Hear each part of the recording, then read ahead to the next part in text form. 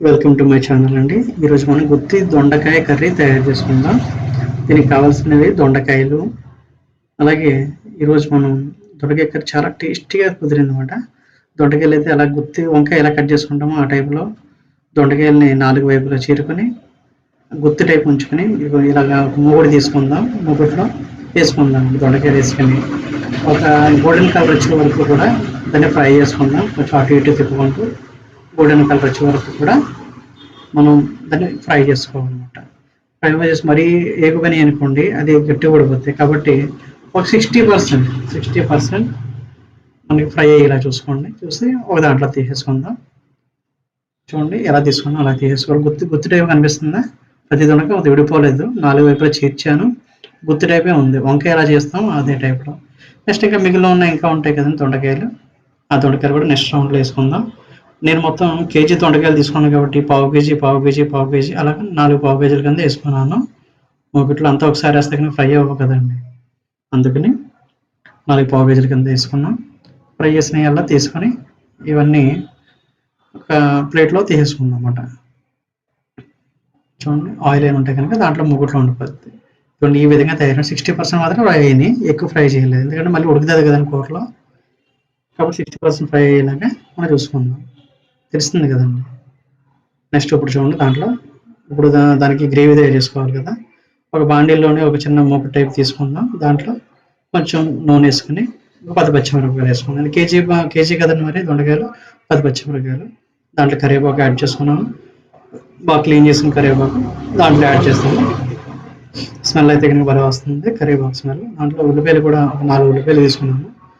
దాన్ని మిక్సీ కింద పేస్ట్ పెట్టేసి ఆ పేస్ట్ దీంట్లో వేసుకుంటున్నాను. డైరెక్ట్ ఉల్లిపాయలు వేస్తే దాంట్లో బాగోదు మనది గుత్తి దొండకాయ కాబట్టి ఉల్లిపాయలు వేసుకుంటాం, పేస్ట్ వేసుకుంటాం. ఉల్లిపాయ పేస్ట్ ఇది కూడా గోల్డెన్ కలర్ వచ్చే వరకు ఫ్రై చేసుకోవాలి. మూకుట్లో కింద మాడకుండా చూసుకోండి, కింద మాడిందంటే స్మెల్ వేరేగా వచ్చేస్తుంది. మాడకుండా బాగా చూసుకోండి. టమాటా కూడా ఒక 5 టమాటాలు పేస్ట్ చేసుకుందాం. పేస్ట్ చేసుకుని ఈ ఉల్లిపాయ గోల్డెన్ కలర్ వచ్చింది కదా, ఈ గోల్డెన్ కలర్లోనే ఈ టమాటాలు కూడా టమాటా పేస్ట్ కూడా దాంట్లో యాడ్ చేసి ఇది కొంచెం ఫ్రై వచ్చేలా ఆయిల్ చిన్న పైన తేలుతుంది. అప్పటి వరకు మినిమం ఒక 10 minutes దాకా ఫ్రై చేస్తూ ఉండాలి. దాంట్లో కొంచెం గార్లిక్ పేస్ట్ అంటే వెల్లుల్లిపాయ పేస్ట్, కొంచెం అల్లం పేస్ట్ వేసుకుందాం. ఎందుకంటే 1 టీ స్పూన్ గార్లిక్ పేస్ట్ వేసుకున్నాం, వెల్లుల్లి పేస్ట్ వేసుకున్నాను. 3 స్పూన్లు మనం ఈ పేస్ట్ వేసుకోవాలన్నమాట, అల్లం పేస్ట్. ఇప్పుడు పసుపు వేసుకున్నాం. కారం కూడా ఒక 4 టేబుల్ స్పూన్లో పడుతుంది కారం, ఎందుకంటే ప్రతి దొండకాయ కూడా పట్టాలి కాబట్టి ఒక 4 టేబుల్ స్పూన్ల కారం వేసుకుందాం. చూడండి బాగా మిక్సీ లేకపోతే ఇది బాగా కలపాలి. చూడండి ఇది కూడా ఒక 5 minutes దాకా ఫ్రై చేస్తాను. ఈ కలర్ వచ్చింది. నెక్స్ట్ ధనియాల పొడి వేస్తాను. ధనియాల పొడి వేసిన తర్వాత గరం మసాలా, చూడండి కొంచెం గరం మసాలా ఒక 1/2 టీ స్పూన్ గరం మసాలా వేసుకుందాం. ధనియాల పొడి అయితే 3 టేబుల్ స్పూన్ల దాకా వేస్తాను. దీన్ని కూడా బాగా కలుపుదాము. చూడండి అంత చూసినట్టునే కూడా స్మెల్ చాలా పర్ఫెక్ట్గా వస్తూ ఉంటుంది. ఆ స్మెల్ దాంట్లో కొంచెం వాటర్ వేసుకుందాం. 1/2 లీటర్ వాటర్ వేస్తాను నేను. లీటర్ కంటే సగం వాటర్ వేసి దాంట్లో జీడిపప్పు పేస్ట్, ముందే జీడిపప్పు పచ్చిపప్పు 2 కలిపి మిక్సీకి పెట్టాను నేను. జీడిపప్పు పచ్చిపప్పు మిక్సీ పెట్టి పక్కన పెట్టుకున్నాను. ఇప్పుడు కళ్ళుప్పు వేసాను. దాంట్లో కళ్ళుప్పు వేసి తిప్పుతున్నాను బాగా. చూడండి ఆయిల్ కూడా ఎలా తేలుతుంది చూడండి. ఆయిల్ తేలాగా తర్వాత జీలకర్ర పొడి వేస్తాను. 1 టేబుల్ స్పూన్, ఎక్కువ కాదు, 1 టేబుల్ స్పూన్ జీలకర్ర పొడి వేస్తాను. వేసి ఇది కూడా బాగా తిప్పుతున్నాను గ్రేవీ అంతా కలిసేలాగా. ఇప్పుడు ఆ పచ్చిపప్పు జీడిపప్పు కలిపి ఉన్న పేస్ట్ ఉంది కదండి, ఆ పేస్ట్ ఇప్పుడు యాడ్ చేస్తున్నాను. ఒక 3 గరిటెల దాకా వేస్తాను. 3 గరిటెల దాకా వేసుకుంటే చాలా టేస్టీ వస్తుంది. ఈ పచ్చిపప్పు వల్ల కూడా చాలా టేస్టీగా ఉంటుంది కూర. మామూలుగా మనం చాలా టేస్టీగా ఉంటుంది అన్నమాట. దాంట్లో లెమన్ జ్యూస్ ఉంటుంది, నిమ్మకాయలు ఒక 2 నిమ్మకాయలు ఫుల్ తీసుకుని జ్యూస్ కింద తీసేసి తీసేసి పక్కన గ్లాసులో పెట్టుకుని రెడీగా ఉంచుకుని దాంట్లో గింజలు ఒకటి తీసేయాలి. ఇప్పుడు కొత్తిమీర వేసుకున్నాను. కొత్తిమీర వేసి తిప్పుతూ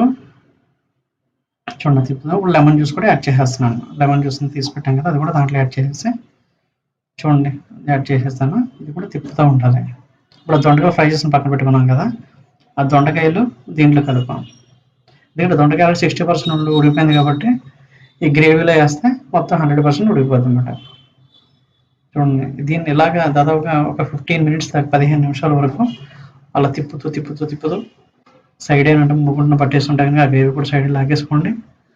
ప్రతి దొండకాయకి పట్టాలన్నమాట. దొండకాయ గ్రేవీ కలిపి ఉడికితే చాలా టేస్టీగా ఉంటుంది. అది ఆయిల్ తేలే వరకు కూడా దాంట్లో గ్రేవీలో దీంట్లో ఉన్న ఆయిల్ పైన తేలుతూ ఉంటుంది. అప్పటి వరకు కూడా ఒక 20 మినిట్స్ వరకు మనం ఫ్రై చేసుకుంటే గుత్తి దొండకాయ కూర రెడీ అయిపోయింది చూడండి. కలర్ఫుల్గా చాలా టేస్టీగా నోట్లో ఒక్క దొండకాయ పెట్టుకుని తింటూ ఉంటే చాలా టేస్టీగా ఉంటుంది. ఇది మనం రైస్లోనే తినొచ్చు, చపాతీలో కూడా తినొచ్చు. రెడీ అయిపోయింది. మీరు వీడియో చూసినందుకు థ్యాంక్ యూ వెరీ మచ్ మీ అందరికీ. మా ఛానల్ సబ్స్క్రైబ్ చేయడం మర్చిపోకండి.